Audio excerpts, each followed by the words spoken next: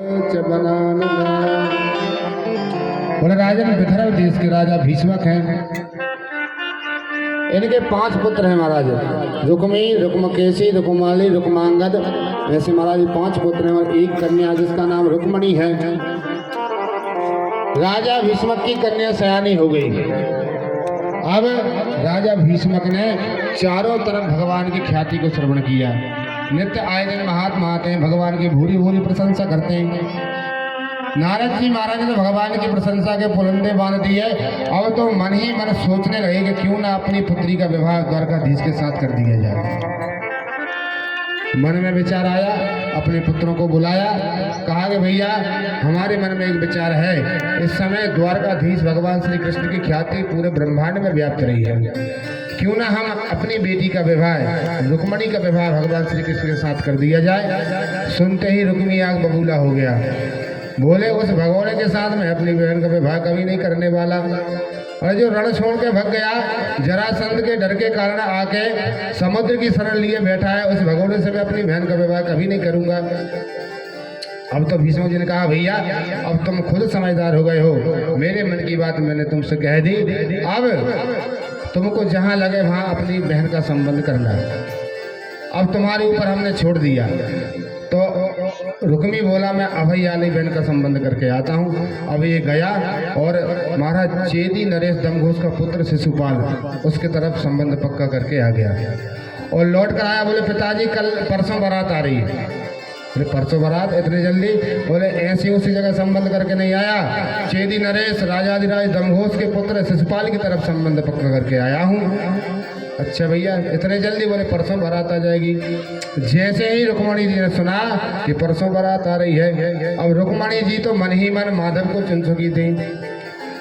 रुक्मणी जी ने मन ही मन माधव को चुन लिया था। आए दिन नारद जी के द्वारा भगवान की प्रशंसा को श्रवण किया तो सुन सुन के भगवान की उन लीलाओं को मन ही मन एक चित्र रुक्मणी जी ने अपने मन में बना लिया। जाकर अपनी भाभी से निवेदन किया कि मैं तो भगवान को परामर्शपद रूप से चाहती हूँ। भाभी ने कहा तो देर मत करो, जल्दी एक पत्र लिखो। रुक्मणी देवी ने तुरंत एक पत्र लिखा है, ब्राह्मण देवता को बुलाया है और पत्र ने कहा ब्राह्मण देवता आप शीघ्र जाइए और द्वारकाधीश भगवान को जाकर मेरा पत्र प्रदान करिए। अब तो ब्राह्मण देवता गए हैं और जाकर द्वारिका में प्रवेश किया है। जैसे द्वारिका पहुंचे हैं, भगवान के यहाँ ब्राह्मणों के लिए महाराज की रोक टोक नहीं है। सीधे राजसभा में ब्राह्मण देवता पहुंचे हैं। जाकर भगवान को प्रणाम किया। भगवान ने ब्राह्मण देवता को सिंहासन पर बिठाया, अर्चन किया, वंदन किया, पूजन किया। फिर भगवान ब्राह्मण को अपने अंतःपुर में ले गए। अंतापुर में जाकर भोजन कराया और फिर चरण दबाते हुए ब्राह्मण से पूछा ब्राह्मण देवता आपका आगमन किस कारण से हुआ? बोले प्रभु मैं एक पत्र लेकर आया हूँ आपके लिए। रुक्मणी ने पत्र भेजा है, आपका पत्र आपको प्रदान कर दिए देता हूँ। तो भगवान ने कहा पत्र पढ़ के सुनाइए। तो कहा महाराज क्षमा करना, आपका यह गुप्त पत्र है, आप स्वयं पढ़कर देख लीजिए। भगवान ने कहा मेरी बात कभी ब्राह्मणों से कोई छुपी नहीं है, जो लिखा है पढ़ के सुनाओ। अब तो ब्राह्मण देवता रुक्मणी का पत्र पढ़ते हैं। बोले सुत्वा गुणान भुवन सुंदर सण बतान्ते निर्विश्य कर्ण विवरई हरतोंग तापम रूपम दृशां दशमतामखिलार्थ लाभम त्वय्यच्युता वसति चेत्रमपत्रमं में। दो संबोधन किए रुक्मणी देवी ने। हे अच्युत, हे भुवन सुंदर, मैं आपकी शरण में हूँ। मैंने मन ही मन आपका एक चित्र बना लिया है और मैं मन ही मन आपसे विवाह करना चाहती हूँ, लेकिन मेरे भाई ने संबंध कहीं और पक्का कर दिया है और परसों मेरी बारात आ रही है। ऐसा ना हो प्रभु कि शेर के भाग को कोई गीदड़ उठा के ले जाए। प्रभु आप मुझे आए और मुझे ग्रहण करें।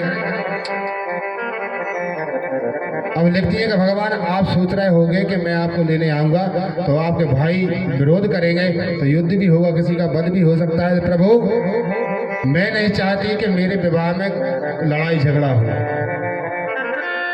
हमारे यहाँ एक परंपरा है कि जिस कन्या का विवाह होता है वो गिरजा पूजन के लिए मंदिर पर जाती है। मैं गिरजा पूजन के लिए जाऊंगी, आप वहाँ से मेरा हरण करके मुझको ले जाना।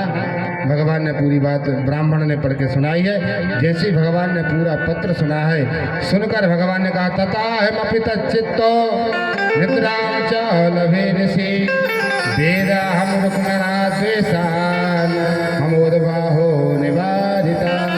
ब्राह्मण देवता जो स्थिति रुक्मणी की है वही स्थिति हमारी है। हमको भी सभी संतों ने ब्राह्मणों ने रुक्मणी की महिमा सुना सुना के महाराज हमारे मन में भी रुक्मणी के प्रति प्रेम भाव उत्पन्न हुआ है। अब तो जैसे ही भगवान ने पूरा पत्र श्रवण किया है और ब्राह्मण के साथ में भगवान बाहर आए हैं और अपने रथ में सुंदर चार जो भगवान के घोड़ा है उनको नियुक्त किया है और अपने रथ में ब्राह्मण को बिठार कर तुरंत भगवान निकल पड़े। जैसे ही दाऊ भैया ने कन्हैया को निकलते देखा, आवाज लगाई, इतने सेवकों से पूछा कि ये कृष्ण कहाँ गया है। तो सेवकों ने कहा हमको नहीं पता, लेकिन इतनी बात जरूर पता है कि कुंदनपुर से एक पंडित जी आए थे, एक चिट्ठी लाए थे। जैसे ही कुंदनपुर का नाम लिया, दाऊ भैया समझ गए कि मुझे पता है कि परसों कुंदनपुर की राजकुमारी का समारोह है, लगता है मुझे कृष्ण वहीं गया है। अब तो पूरी सेना के साथ में बोले परसों कुंदनपुर की राजकुमारी का स्वयंवर कृष्ण वहीं गया है। सारी बात दाऊ भैया समझ गए हैं। पूरी अपनी से नारायणी सेना के साथ दाऊ भैया भी पीछे से निकल पड़े हैं। इधर जैसे ही द्वारकाधीश भगवान कुंदनपुर के समीप पहुंचे हैं, इधर महाराज बारात आ गई थी। पूरे नगर में महाराज हल्ला मच गया, बारात आ गई, बारात आ गई, बारात आ गई। जैसी ही बारात आई है, इधर रुक्मी ने कहा कि आप सगाई का सामान लेकर जाइए। राजा भीष्मक सगाई का सामान लेकर जा रहे हैं। इधर से द्वारकाधीश भगवान पहुंच गए हैं उधर नगर के समीप। जैसे ही किसी ने कहा कि द्वारकाधीश भगवान श्री कृष्ण आए हैं, तो राजा भीष्मक तो भगवान के पास में आ गए हैं मिलने के लिए।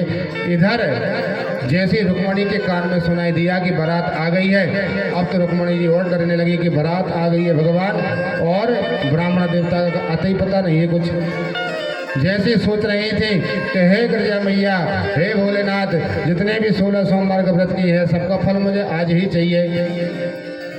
जैसे ही भगवान से प्रार्थना कर रही थी, जय मन भावन जय अति पावन शोक न सावन शिव शंभो विपद विदारण अगम उदारण सनातन शिव शंभो सहज वचन हर जल जन कमल वरण धन शिव शंभो मदन कदम कर पाप हरन हर शरण बनन धन शिव शंभो विभीषण विश्वरूप प्रलयंतर जगते मूला हरे हरे पार्वती पति हरे हरे ओ पाहि पाहि हरे हरे।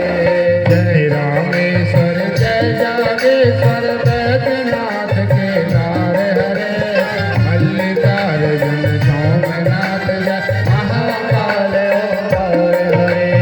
त्र्यंबकेश्वर जय घुसमेश्वर भीमेश्वर जगत हरे हरे काशीपति श्री विश्वनाथ जय मंगल हरे हरे हरे। नीलकंठ जय भूतनाथ जय मृत्युंजय अभिकार हरे पार्वती पति हरे हरे शंभो पाहि पाहि नाथ हरे हरे।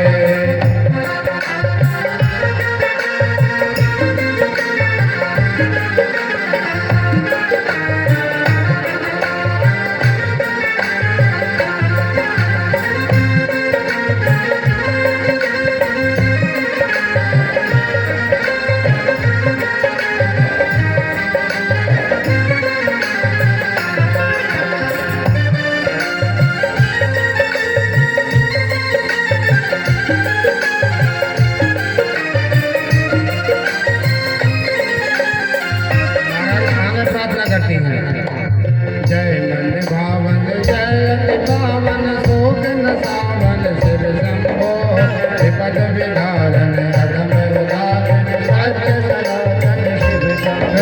बोलती हैं तुम बिन बेकल हो प्राणेश्वर आ जाओ भगवंत हरे चरण शरण की बार हो है उदार मन प्रिय चंद हरे। विरह तुम दीन दुखी हो दीन दयाल अनंत हरे आओ तुम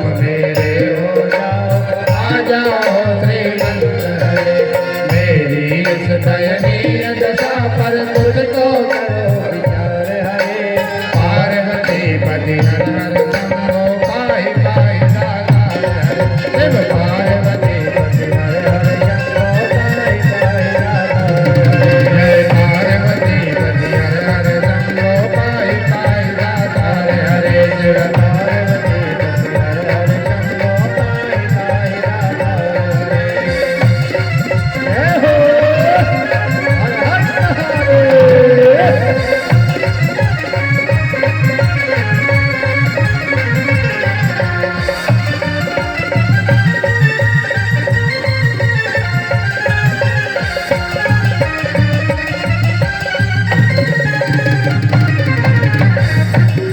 इस प्रकार